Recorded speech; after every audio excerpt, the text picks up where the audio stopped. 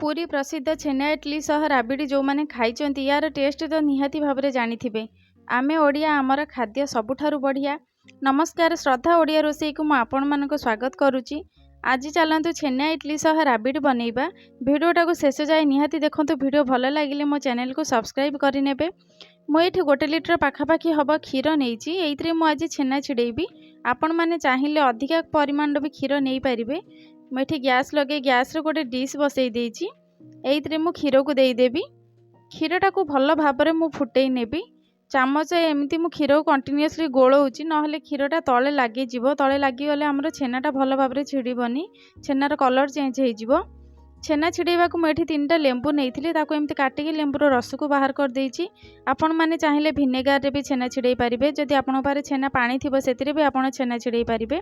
मु आज लेंबू रे ही छेना छिड़े के आपण मानको देखैबी।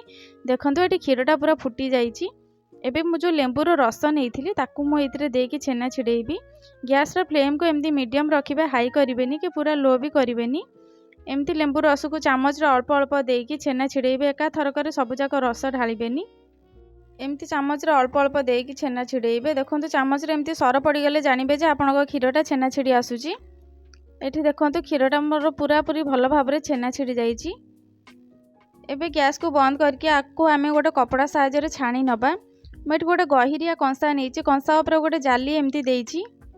जाली उपर मोटे कपड़ा नहीं, धोती कपड़ा नहीं। आपण मान पारे जो कौन कपड़ा थी आपड़ नहीं पारे। जदि कपड़ा एमती जाली होती आमको छेनाटा छाणीबा को बहुत सुविधा हम। केयरफुली धीरे धीरे आपण एमती छेनाटा को ढालिबे। छेनाटा बहुत गरम थिला सेथिपई मु एमती चामच रे ताकू बाहर कर नेछि।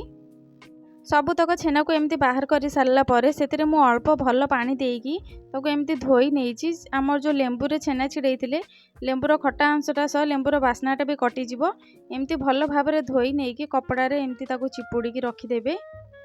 भल से चिपुड़ी सबुतक पानी बाहर करनेबे। छेनाटा आमर जेते सुखिला हबो सेते इडली बनिया को सुविधा हबो। एमती ताकू मु मोड़ीकी भल भाव में साइड रे रखिदेबी। ठंडा हो गला परे एतिरे आमे इडली बनेइबा। से समय भितर मुझे राबिडी नागी क्षीर बसई देछि गैस रे। जेहेतु दीटाक रेसिपी आमको गोटे टाइम रे ही करिया को पड़िबो तेणु टाइम तो टिके लागिबो। एठी क्षीरटा को मु फुटिया को छाड़ी देछि। ताकू एमती चामच रे गोलौथुबे। जेकोसी काम करूथांतु क्षीरटा को एमती गोलौथुबे नले कड़ाई रे लागि जिवो। एठी मु गोटे थाली नेछि। से थाली रे जो छेना को मु चिपुड़ी रखिथिली ताकू एमती देई देछि। छेना को देई देकी आमे भल भाव में ताकू किछि समय चकटिबा। एठी छेनाटा बहुत गरम अच्छी से हाथ में एमती टिके खेलई देछि। पवन बाजिगले सेटा आउ टिके हल्का ठंडा हो तापर आमको चकटिबा को सुविधा हम। नले हाथ में चकटी हेबनी। छेनार भल बाइंडिंग आनिया पई मु एठी गोटे चामच देछि मैदा।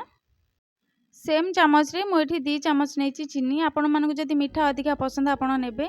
जेहेतु एटा मु राबिड सह बनैछि तेणु राबिडटा तो ऑलरेडी मीठा थाए तेणु मु एठी छेनार बहुत कम मीठा नेछि।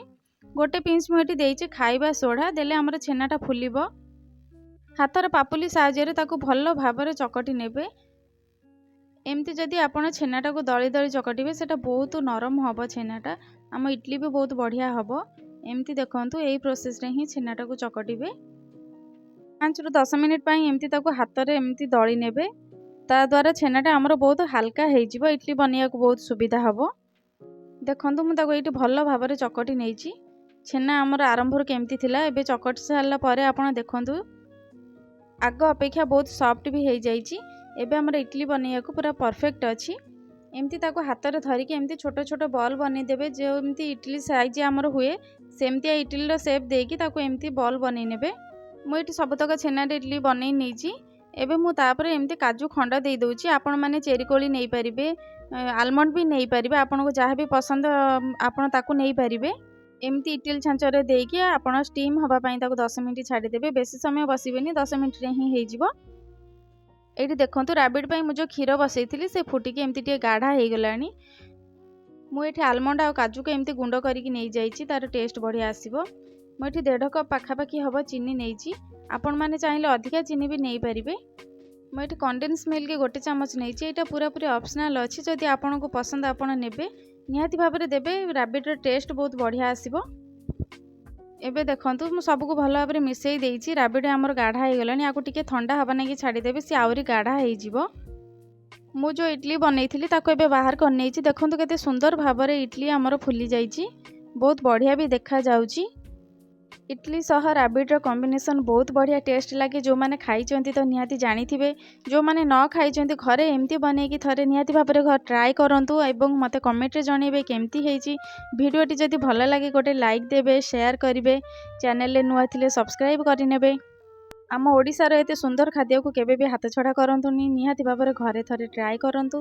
पुणी देखा हबो आउ गोटे नुआ वीडियो रे। से पर्यंत रहिली। जय महाप्रभु।